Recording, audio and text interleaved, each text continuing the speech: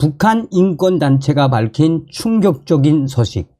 얼마 전에 항저우 아시안게임이 끝난 후에 수백 명의 탈북민들을 강제 북송시키지 않았습니까? 이제 1000여 명에 달하는 탈북민들이 또 강제 북송 위기에 처했다라며 이러한 충격 상황이지만 해결할 방법이 있다라고 역설한 북한 인권단체. 항상 여러분들께 강조드립니다만 북한에서 태어난 게 무슨 죄겠습니까? 정성산TV 좋아요, 구독, 알림은 큰 힘이 되겠습니다. 지난 8월 27일 직전까지 중국 변방대 구류장 교도소에 갇혀있던 탈북민은 총 2000여 명이었습니다.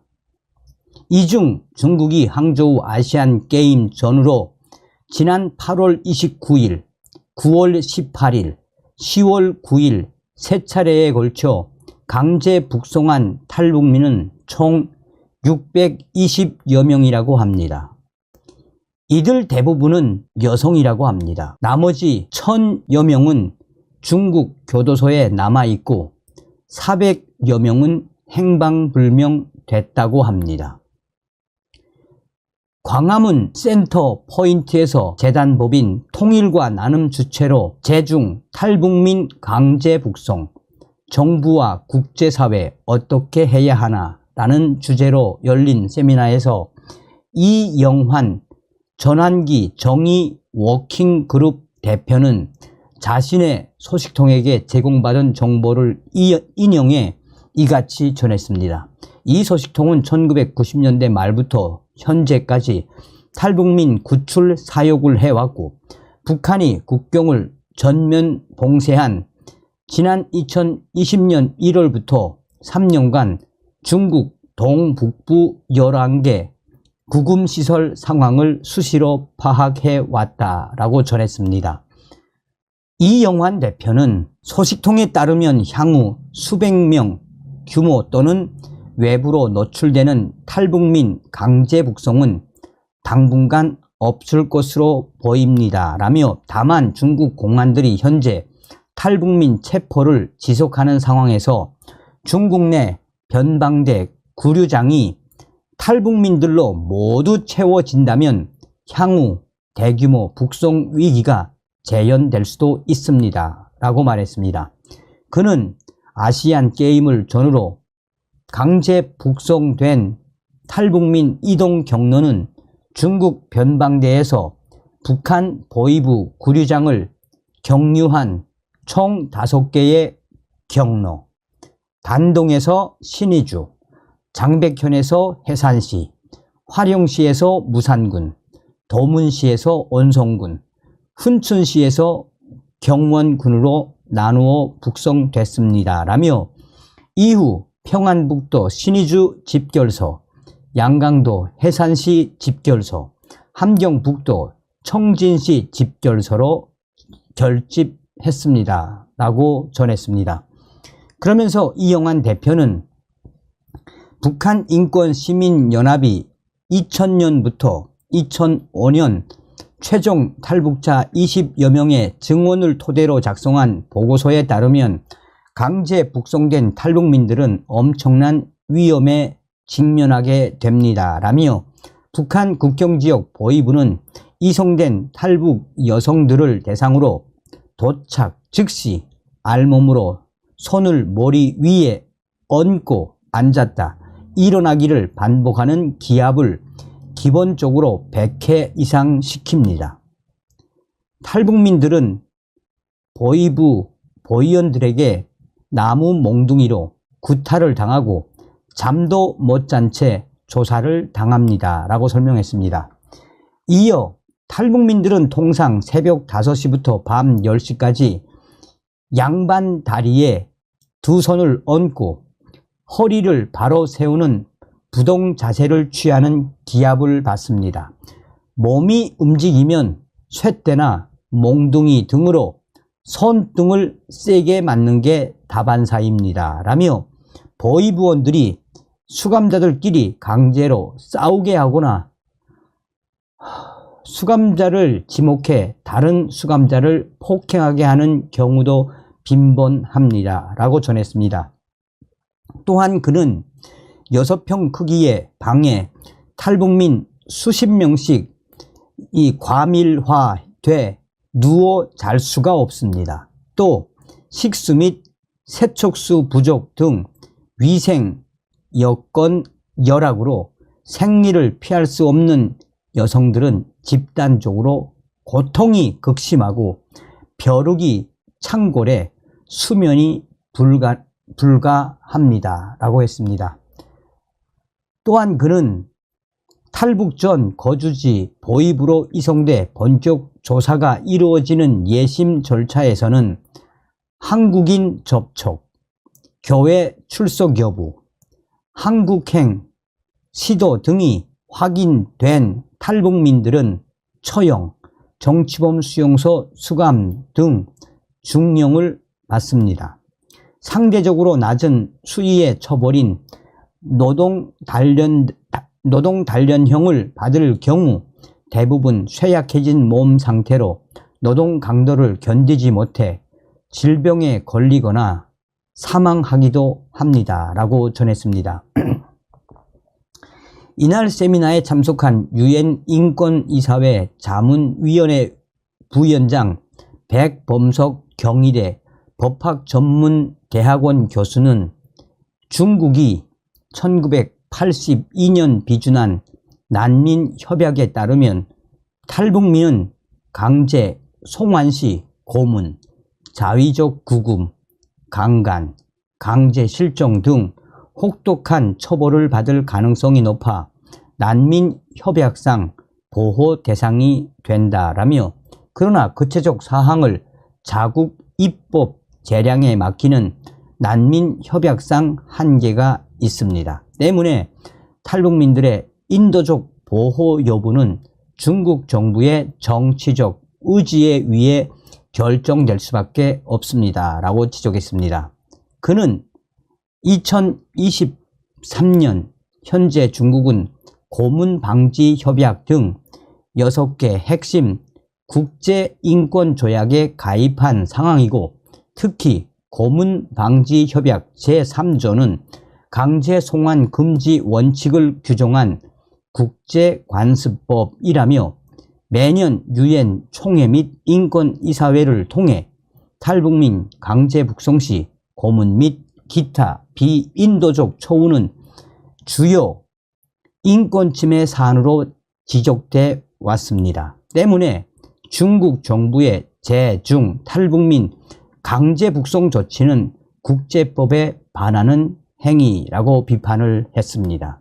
그러나 이런 비판을 통해 중국 정부를 움직이는 것을 찾는 것은 현실적으로 쉽지 않다라며, 중국은 2000년대 초반 유엔 난민기구 사무소 등에 진입한 일부 탈북민들에 한해 국제 여론 등을 고려해 제3국 추방 형식으로 서방국 망명을 용인한 사례가 있습니다. 대한민국 정부는 탈북민 강제 송환 문제는 인류 보편의 인권 문제임을 대외적으로 천명해야 합니다.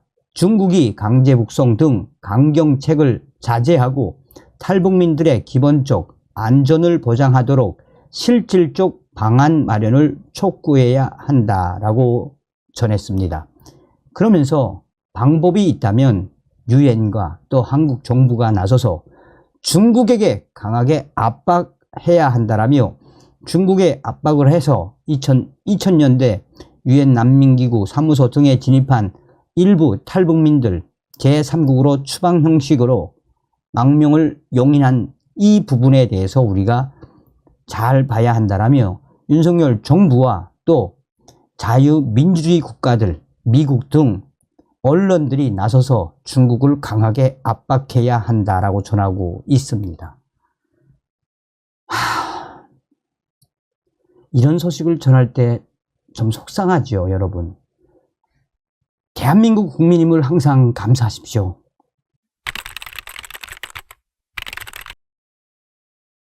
얼마 전에 동해로 일가족으로 추정되는 4명의 탈북민들이 귀순에 성공을 했지요. 우리가 되돌아보면 문재인 주사파 정권 2019년 살겠다고 왔던 탈북 청년 어민들 2명을 강제 북송시킨 이후에 북한에서 얼마나 지랄 발광을 했습니까?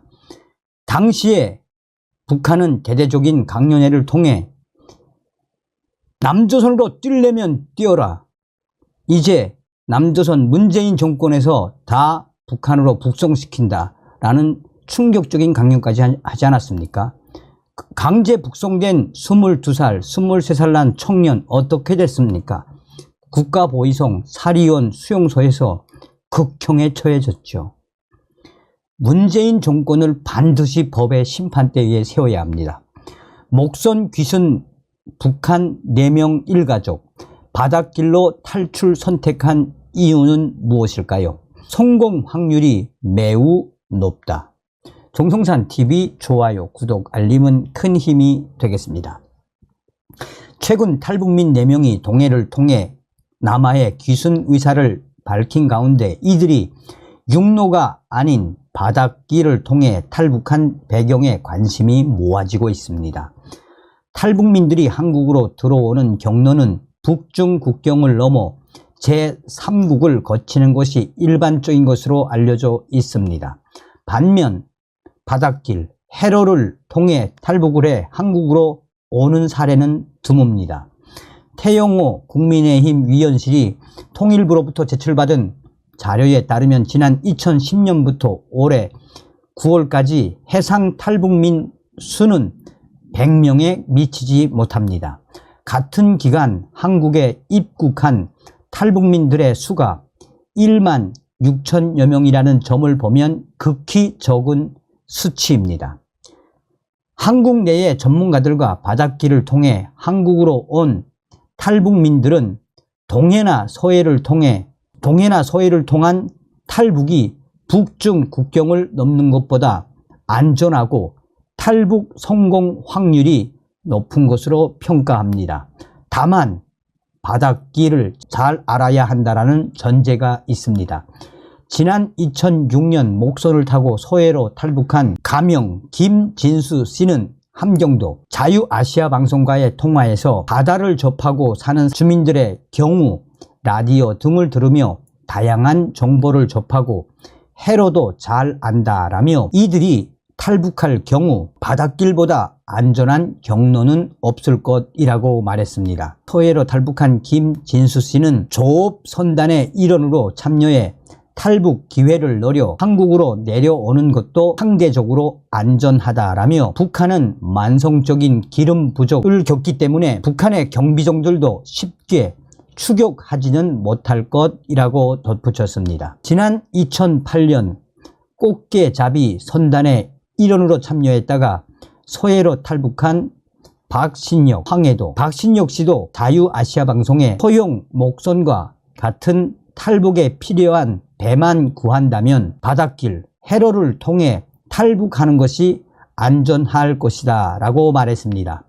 박신혁 씨는 처음에 압록강을 건너 탈북을 시도했다가 물살이 거칠고 탈북을 도와줄 브로커도 찾지 못해 서해 바다를 통해 내려왔다라며 서해 쪽에서 태어났고 이곳에서 외화벌이 계통으로 군복무를 10여 년 했기 때문에 바닷길을 통한 탈북을 선택할 수 있었다라고 말했습니다. 특히 바닷길을 통한 탈북은 비용이 적게 소요된다는 이 점도 강조했습니다. 북한 김정은이가 지난 2012년 집권하면서 국경 통제를 강화했고 이를 전후로 이른바 도강비를 비롯한 탈북 비용이 폭등한 것으로 알려져 있습니다.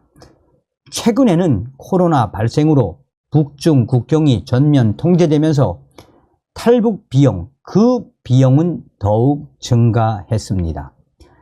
박신혁 씨의 경우 2008년 탈북 비용으로 탈출에 필요한 목선 구입 명목으로 북한 돈 10만 원만 사용했다라고 강조했습니다. 북중 국경지대가 아닌 북한 내륙, 특히 해안가에 거주하는 탈북민들의 경우 그나마 선택할 수 있는 탈북 경로가 바닷길 밖에는 없을 것이란 분석도 나옵니다. 김동완 동아대 교수도 이날 자유아시아방송에 지난 24일 귀순한 탈북민들이 이동에 이 제한이 여전히 큰 상황에서 육로를 통한 탈북이 어려웠을 것으로 분석했습니다. 강동완 동아대 교수는 해상 탈북이 비용도 비교적 적게 들겠지만 지금 해상으로 나왔다는 것은 결국 동해안에 거주했던 사람들이었을 가능성이 높습니다. 지금 북한이 국경을 여전히 통제하고 있고 북한 내에서의 이동도 통제되어 있는 상황에서 북중 국경까지 이동하는데 상당한 어려움이 있었을 것으로 보입니다. 라고 말했습니다.